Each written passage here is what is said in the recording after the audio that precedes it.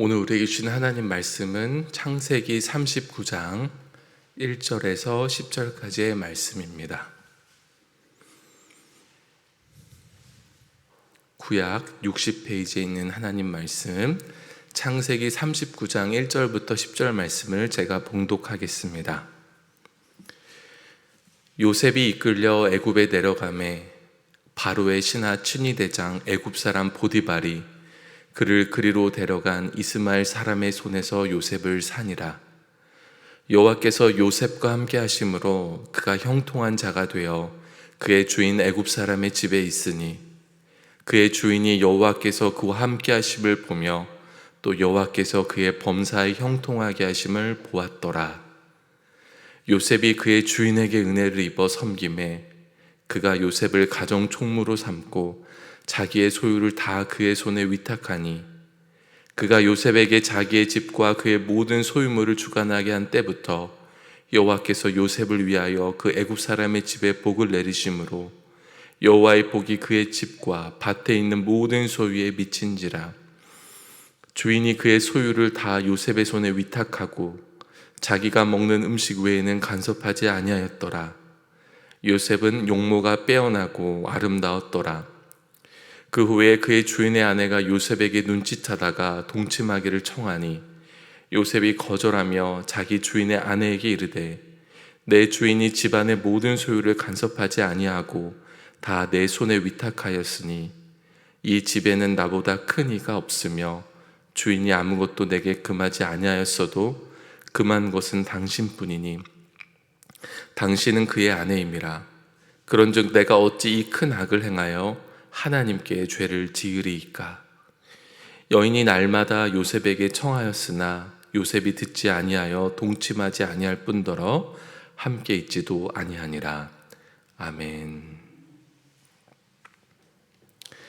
네, 37장에서 요셉이 형들에 의해서 미디안 사람에게 팔린 뒤에 39장에서 요셉이 이집트에 내려가서 어떻게 되었는지를 말씀합니다. 그 사이에 38장은 이제 요셉의 이야기의 중간에 유다의 이야기가 잠깐 이제 껴있는 것입니다. 왜 이렇게 흐름이 끊어질까라고 생각을 하겠지만은 오늘 우리는 유다의 모습과 요셉의 모습이 굉장히 대조되는 것을 발견할 수가 있습니다. 유다는요, 굉장히 문란한, 성적으로 문란한 가나안의 여인과 결혼을 해서 자녀들을 낳았고 그 자녀들도 그런 성적인 죄로 말미암아 죽게 되기도 했었습니다. 결국에는 며느리인 다말과 아버지가 함께 동침하게 되고 그 자손으로 쭉 이어지는 그런 역사를 보게 됩니다. 반면에 오늘 이 요셉의 이야기를 보면서는 요셉은 그 주인의 아내가 동침하기를 청할 때에 그것을 거절하는 모습을 보게 됩니다. 이것을 통해서 하나님께서 우리에게 원하시는 것이 거룩이라는 사실을 알게 됩니다. 어제 주일에 담임 목사님을 통해서 주신 말씀이 또한 거룩한 가정을 이루는 것인데 또한 그와 같은 맥락이라고 볼 수가 있습니다. 오늘 본문에 보면 참 특별하게 느껴지는 점은 이 요셉이 애굽에 내려가서 종으로 팔린 이때부터 2절에 보면 여호와께서 요셉과 함께 하심으로 형통한 자가 되었다는 표현이 나오기 시작합니다. 요셉의 삶에 있어서 이 표현이 계속 이제부터 반복이 되기를 시작합니다. 이전까지는 이런 표현이 거의 나오지 않았었어요. 참 놀랍게도 요셉이 종으로 팔렸을 때부터 하나님께서 함께 하셔서 형통한 자가 되었다고 말씀을 합니다. 저는 오늘 이 형통이라는 단어에 초점을 맞추고 오늘 이 본문 말씀을 함께 생각해 보고자 합니다. 하나님께서 함께 하시는 그 형통, 성경이 말하는 형통과 세상이 말하는 형통이 공통점도 있고 차이점도 있는데 오늘 그것이 어떻게 요셉의 삶에서 충돌하고 있는지 것들을 보도록 하겠습니다. 그런데 왜 이 요셉이 종으로 팔린 순간부터 이 표현이 나오는 걸까요? 아마 요셉이 종으로 팔려가는 그 순간에 굉장한 충격을 받았을 것이고, 그때에 하나님을 진정으로 찾게 된 것 같습니다. 그 전에도 믿음이 있었지만 이 위기의 순간을 만나자 하나님을 전심으로 찾게 된 것이죠. 그래서 그는 종으로 팔려가는 그런 순간이었지만 내가 의지할 분은 오직 하나님밖에 없다. 종으로 팔리고 보디발이 선택하고 그 집에 가고 모든 순간에 요셉은 속으로 기도했을 거예요. 하나님, 아브라함의 하나님, 이삭의 하나님, 이스라엘의 하나님, 나를 지켜주십시오. 요셉이 하나님을 의지하고 하나님을 붙잡았을 때에 하나님께서 그와 함께 하셨고 형통한 자가 되었습니다. 첫 번째로는 세상의 형통과 다른 하나님의 형통이에요. 세상에서는 종으로 팔렸을 때에 형통하다고 말하지 않거든요. 그런데 종으로 팔려가서 어떻게 될지 모르는 그 안 좋은 상황에서도 하나님이 함께 하시면 형통할 수 있습니다. 이것이 성경의 형통이 다른 점입니다. 그런데 3절에 보면은 하나님의 형통과 세상의 형통이 같이 가는 면을 볼 수 있습니다. 3절을 보십시오.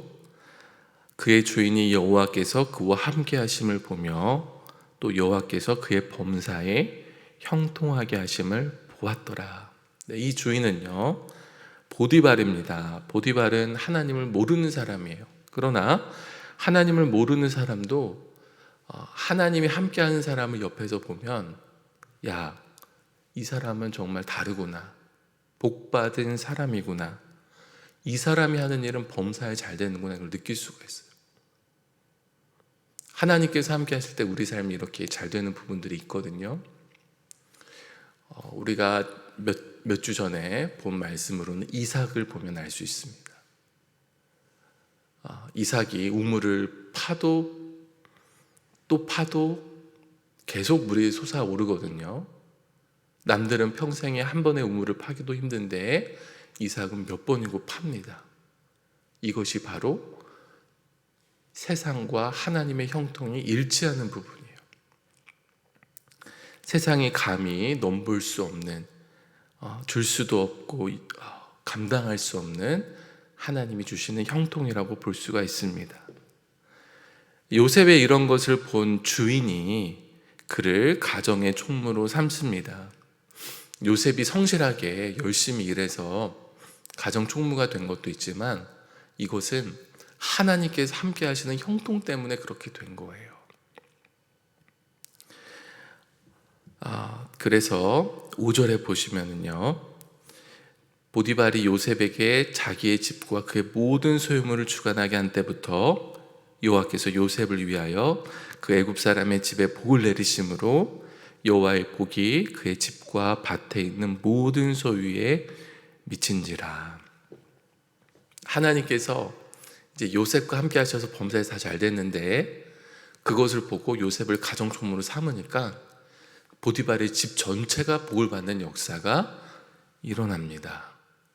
하나님의 형통과 세상의 형통이 일치하는 부분이고 사실 우리가 굉장히 기대하는 부분입니다. 여기까지는 사실은 우리가 크게 어려운 점이 없습니다.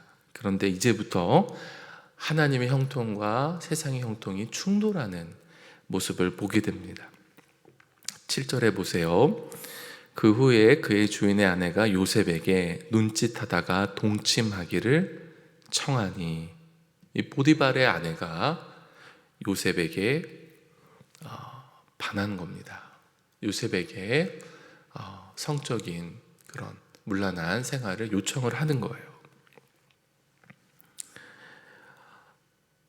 세상의 형통으로는 왜 이런 일이 일어났을까? 이거는 정말 나쁜 일입니다. 우리는요, 요셉이 유혹을 한 번 받아서 거절해서 우연찮게 감옥에 간 것이라고 생각하기도 하는데요, 사실 오늘 본문에 보면 알 수 있는데 10절에 보면 여인이 날마다 요셉에게 청하였으나, 이게 계속 끈질기게 요셉에게 동침하기를 요구했다는 것을 알 수가 있습니다. 그런데 요셉이 그것들을 거절해요. 거절하고 함께 있지도 않습니다. 이제 우리가 여기서 알 수 있는 것은 어쩌면 요셉은 각오했겠다는 것을 알 수가 있습니다. 종의 입장으로서 주인의 아내가 요구하는 것은요, 위계 질서에 의한 간음이라고 볼 수가 있습니다. 이런 사건들이 자주 일어나는 이유는 뭐냐면, 이게 그냥 유혹과 더불어서 협박이 되기도 하기 때문에 우린 정말로 거절하기가 어려운 거예요. 근데 보디발의 아내는 계속 끈질기게 요셉에게 동침하기를 요구하는 겁니다. 요셉이 거절합니다. 함께 있기도 피합니다. 그때의 요셉은 어떤 마음이었을까요? 요셉이 바보가 아닌 이상은 큰일 나겠구나. 어떻게 될지 모른다. 이런 생각을 분명히 했을 것입니다. 그럼에도 불구하고 요셉은 단호하게 그 유혹을 물리칩니다. 요셉이 이렇게 보디발 아내의 유혹을 물리친 가장 큰 이유가 뭘까요? 오늘 본문에 나오는데 우리가 이것을 잘 붙잡아야 됩니다. 세상의 형통과 하나님의 형통이 충돌할 때에 하나님의 형통을 붙잡고 가는 하나님의 사람이 되기 위해서는 이 부분을 반드시 봐야 돼요. 우리 교회 학교에서 설교할 때 보면은 아이들은 요셉이 왜 보디발 아내의 유혹을 거절했을까? 당연히 그랬겠지요. 아줌마가 그렇게 유혹하니까 당연히 싫었겠지요. 이렇게 얘기하지만 꼭 그렇지도 않았을 겁니다. 어쩌면 굉장히 보디발의 아내가 아름답고 또 그래 유혹이 될 수도 있었을 거예요. 그 이유는 바로 이제 8절과 9절에 나옵니다. 요셉이 거절하는 이유가 나와요. 요셉이 거절하며 자기 주인의 아내에게 이르되 내 주인이 집안의 모든 소유를 간섭하지 아니하고 다 내 손에 위탁하였으니 이 집에는 나보다 큰 이가 없으며 주인이 아무것도 내게 금하지 아니하였어도 금한 것은 당신뿐이니 당신은 그의 아내임이라. 여기서 우리가 한 가지 이유를 볼 수가 있습니다. 우리가 생각하지 못했던 요셉의 언급은 바로 이런 거예요. 주인이 나에게 모든 걸 다 줬다. 모든 권한을 다 유임했다. 이 집에는 주인과 아내 외에는 나보다 높은 사람이 없다. 주인이 나에게 금한 건 없어도 금한 것은 오직 하나, 바로 아내이다. 요셉은 주인에게 신실하고 있는 겁니다. 주인에게 충성하고 있는 거예요. 그리고 금한 것은 당신뿐이다라는 표현에서 우리는 에덴 동산을 떠올려요.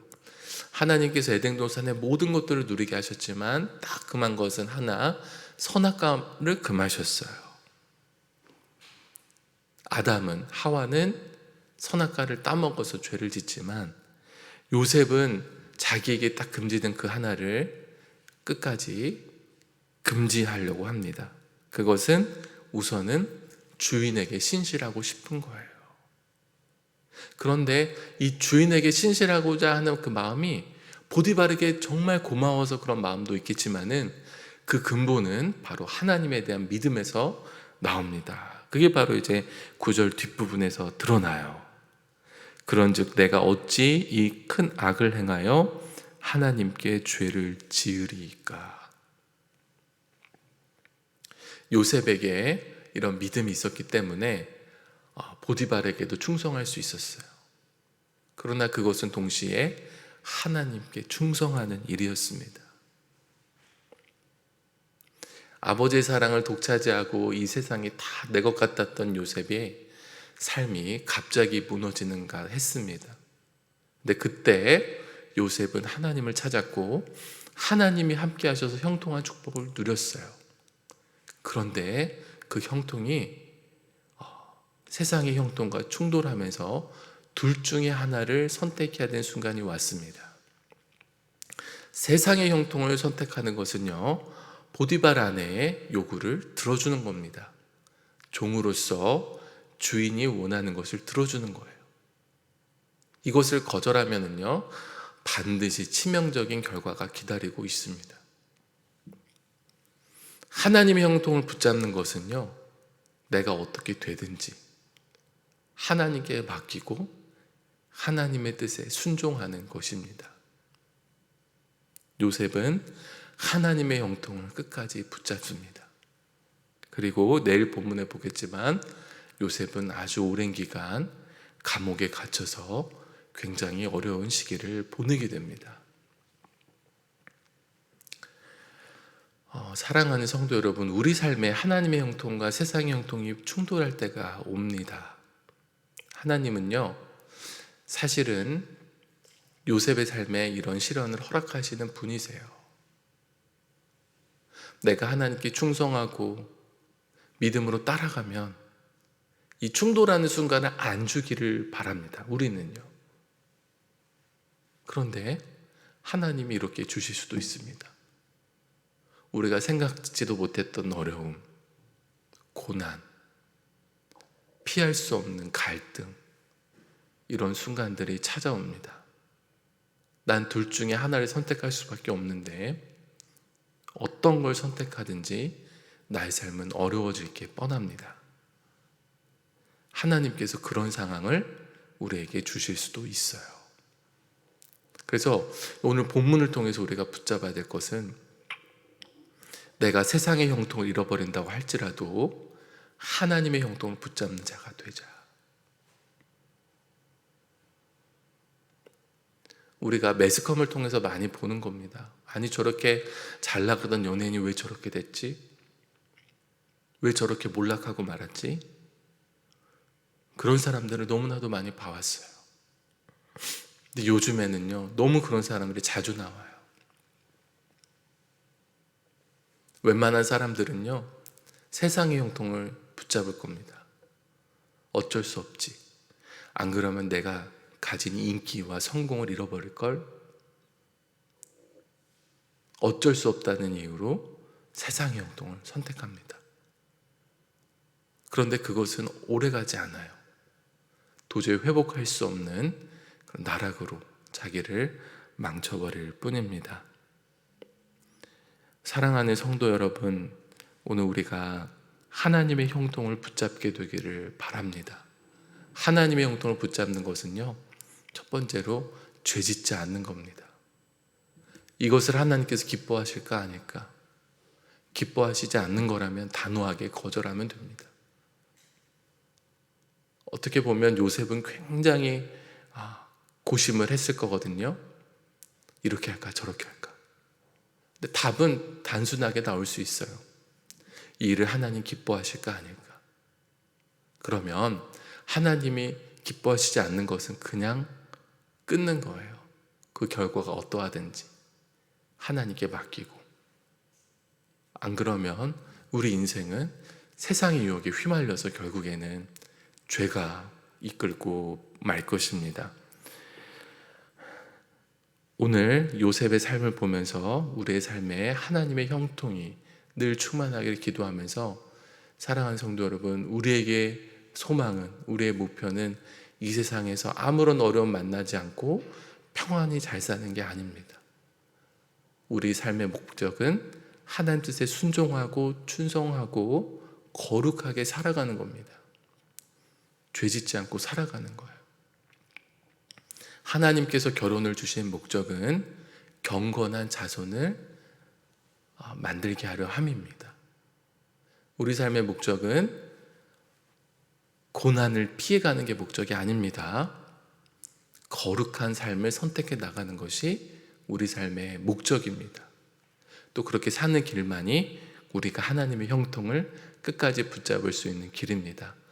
이 마지막 때에 혼합주의가 많아지고 유혹이 많아지는 이때에 끝까지 요셉처럼 하나님의 형통을 붙들고 승리하시는 저와 여러분 되시기를 간절히 축복합니다. 아멘. 기도하겠습니다. 살아계신 하나님 아버지, 요셉이 종으로 팔린 그 순간부터 그는 하나님을 찾았습니다. 그의 아버지로부터 배운 그 신앙이 있었고, 이제는 그 하나님을 내 하나님으로 붙들므로써 주님 붙잡고 살아가기 시작했습니다. 여호와께서 함께 하심으로 요셉의 삶은 형통하게 되었습니다. 그는 가정 총무에까지 올랐습니다. 그러나 보디발 아내의 유혹을 받아서 난처한 상황에 처했습니다. 둘 중에 하나를 선택해야 되는 그 기로에서 요셉은 하나님의 형통을 끝까지 붙잡습니다. 그로 인해서 그가 감당해야 될 것은 너무나도 처절한 아픔과 고통이었습니다. 하나님, 조그마한 고통이라도 피하려고 하고 타협하는 이 시대 가운데 요셉과 같은 지혜와 믿음을 우리에게 허락하여 주시옵소서. 하나님의 형통과 세상의 형통이 충돌할 때에 우리가 끝까지 하나님의 형통을 붙잡게 하여 주시옵소서. 어떠한 대가를 치른다 할지라도 하나님을 포기하지 않게 하여 주시옵소서. 어떠한 난처한 상황이라고 할지라도 하나님께 나의 모든 삶을 믿음으로 내어 맡기게 하여 주시옵소서. 그래서 끝까지 승리하고 끝까지 복되고 하나님과 사람 앞에서 칭찬받는 우리 모두의 삶이 되게 인도하여 주시옵소서. 하나님, 이 아침에 1000번째 예물을 주님께 드린 성도들이 있습니다. 하나님께서 그 손을 복되게 하시고 그 마음의 소원, 기도 제목을 주님이 아시오니 가장 좋은 것으로 응답하여 주시옵소서. 하나님, 우리 수표교회가 추수감사절 특별 새벽기도회를 준비하고 있습니다. 하나님과의 관계를 방해하는 5가지 죄악이라는 말씀을 들을 때에 성령의 충만함으로 우리 김진홍 담임 목사님이 함께하여 주사 우리 온 교회 성도들 뜨겁게 기도하고 회개하고 하나님께로 돌아가는 이 시간이 되게 하여 주시옵소서. 우리 삶의 거룩이 회복되어서 하나님의 형통이 늘 충만한 우리 수표교회가 되게 하여 주시옵소서. 내일부터 3일간 목회계획 세미나가 있습니다. 하나님께서 지혜 주시고 이 모든 회의를 또한 주관하여 주셔서 2023년이 더욱더 복되고 또 다가오는 위기 가운데서 돌파해낼 수 있는 하나님의 지혜를 우리에게 충만히 부어주시옵소서. 하나님, 이 가을 계절에 건강이 상하고 건강으로 인하여 주님 앞에 울부짖는 성도들이 있습니다. 하나님께서 그들을 특별히 긍휼히 여겨주시고 이 환절기에 그들을 지켜 보호하여 주시옵소서.